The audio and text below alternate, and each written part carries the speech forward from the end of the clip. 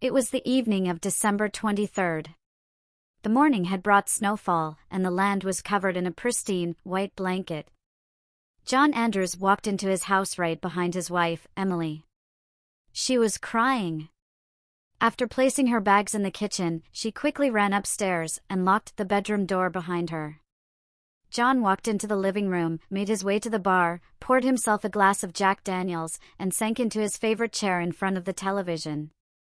As John flipped through the channels, his son, Robert, came down the stairs. Robert paused at the doorway and asked, "Why is Mom crying?" John turned to face him and replied coldly, "Because of your ridiculous letter to Santa." "Why would you ask for a doll? What's wrong with you?" Robert saw the anger in his father's eyes, and tears welled up in his own. He turned to run up the stairs. John yelled after him, "Go ahead, run off, like a coward."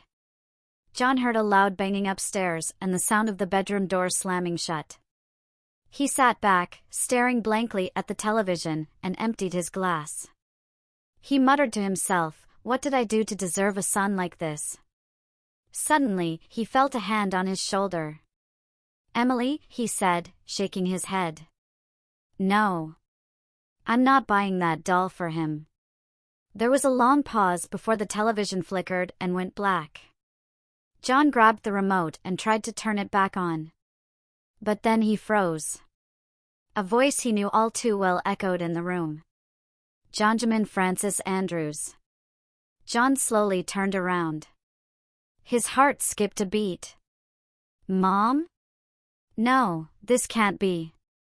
You've been gone for years." "Yes, I'm dead. And I've come back to warn you, Jonjamin.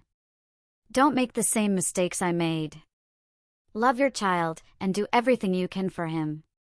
"I'm doing my best, Anne." A voice, booming like thunder, interrupted him. "Jonjamin, stop lying to your mother. 3 spirits will visit you tonight, and they will teach you how to treat your child. You better listen to them, or else." The image of his mother lunged toward him, and John blacked out. When John woke up, the glass was still in his hand, and the television was on. He sighed in relief. That was a strange dream, he thought. Better get another drink and head to bed. He turned off the television, went to the bar, and filled his glass to the brim. As he sipped, a cold shiver ran down his spine. He shook it off, but then heard noises coming from the kitchen. He emptied his glass and walked toward the sound.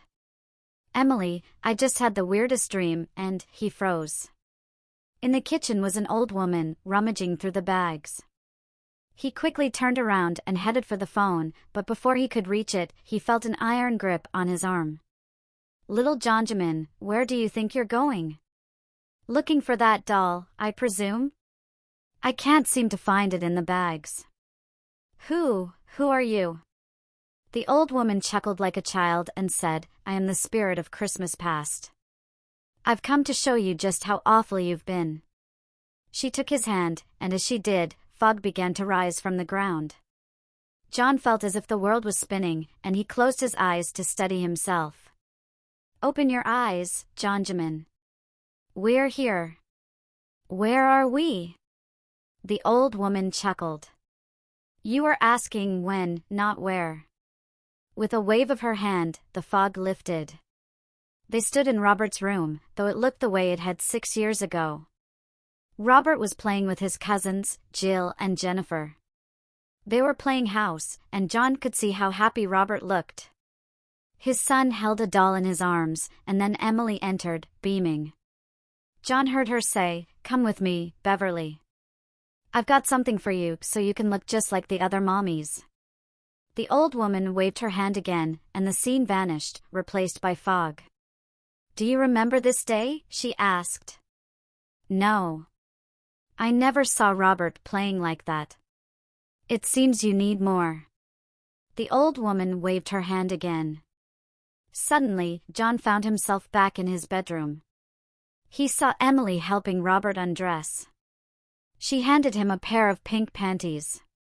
Jon moved forward, wanting to grab the panties from his son's hands, but as his hand reached out, it passed right through Robert. His son felt like a ghost. The old woman laughed. You can see them, hear them, but they can't see or hear you. Anger flared inside Jon. He shouted at Emily, "How could you let my son wear something like that?" Emily passed through him and helped Robert into a pretty dress. Jon froze, his eyes wide. I remember that dress. He looked at the old woman in disbelief. Why are you doing this to me? I need to forget that day. The woman's eyes narrowed. You need to forget, she said, her voice sharp. Have you ever thought about what that day was like for Beverly? She waved her hand once more, and Jon saw himself walking into the house. Stop! Take me away from here. I've tried to forget that night. The old woman's voice softened. Look closely, Jonjamin. Jon watched himself enter the kitchen, finding Robert still in the dress. He yelled at his son and started tearing the dress off him. The anger built up, and he watched in horror as he hit Robert, the force of the punch breaking his nose. Then, he saw himself lash out at Emily, hitting her so hard she collapsed, lifeless on the floor. Finally, he saw himself leave, walking out of the house, leaving the two of them behind. The fog returned, and Jon turned to the old woman, fists clenched, in fury. She waved her hand again, and suddenly he found himself in a hospital room. Robert lay in the bed, with Emily sitting beside him. Jon listened as Robert spoke softly, It wasn't Daddy's fault, Mommy. He loves me, and I love him. Emily whispered, We have to leave, Beverly. It's the only way I can protect you. I don't want to leave, Mommy. I love Daddy so much. Jon watched as they both started to cry, holding each other tightly. The fog rolled in once more, and Jon's vision went black. He woke up in his chair, feeling tears on his cheeks. Shaking his head, he thought, I must have eaten too much tonight. That's the only reason I'm having these ridiculous dreams. A soft, angelic voice interrupted his thoughts. That was no dream, Jonjamin. The spirit of Christmas past visited you. Jon froze when he felt a hand tugging at his hair. He was pulled to his feet and spun around. Before him stood the most beautiful woman he had ever seen. Who are you? I am the spirit of Christmas present, and I'm here to show you what you've done today. She wrapped her small hand around his arm, her grip strong and unyielding.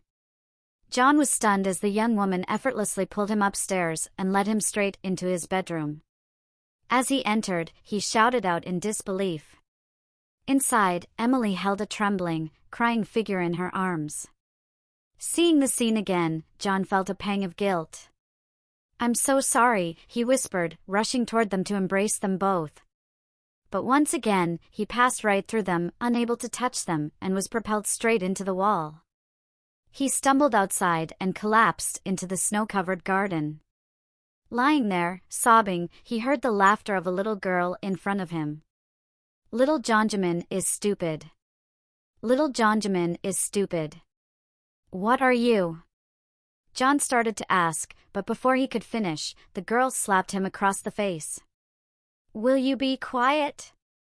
You've caused so much pain to your family. Fear crept into Jon's chest.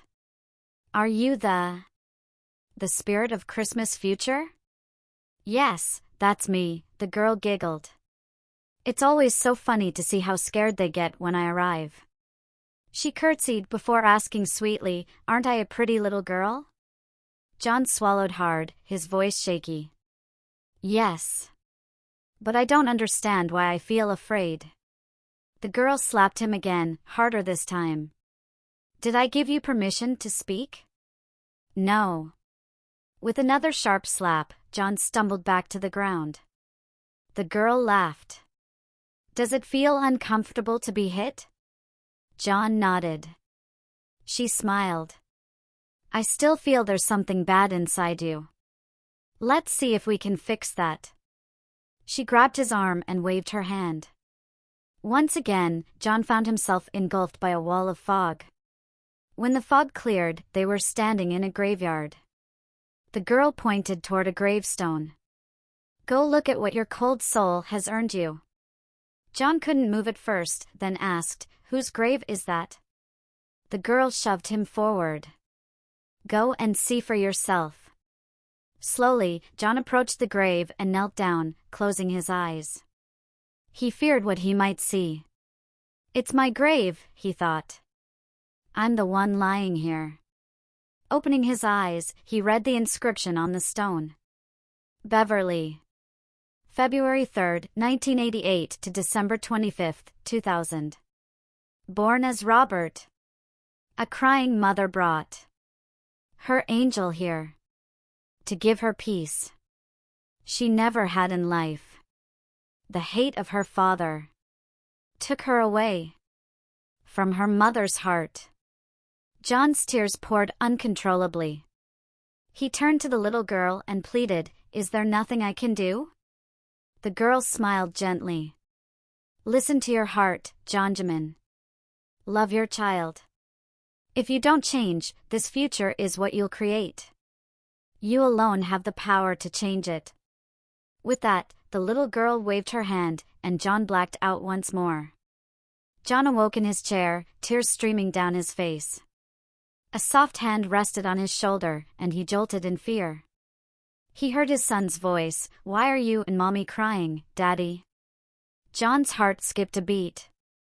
He looked up and gathered his child into his arms. "Mommy's crying because I was a fool. I hurt both her and you, Beverly." Beverly looked up, surprised. "You called me Beverly. Isn't that your name, daughter?" Tears filled Beverly's eyes, and she wrapped her arms around her father, crying happily, "I love you, Daddy." Jon held her tightly, both of them crying for a long time. When he looked up, he saw his mother standing before him, smiling. "Thank you, Mom." "I love you," Jon whispered, watching as she waved goodbye and disappeared. Jon held Beverly close, stood up, and walked upstairs. He knocked gently on the door. "Emily, your daughter is with me. We need to go to the mall. I forgot to get her presents. Could you help me pick out the prettiest things for Beverly? She needs a whole wardrobe to start her life on Christmas." Emily opened the door, and Jon handed Beverly to her. They embraced, all three of them tearfully happy.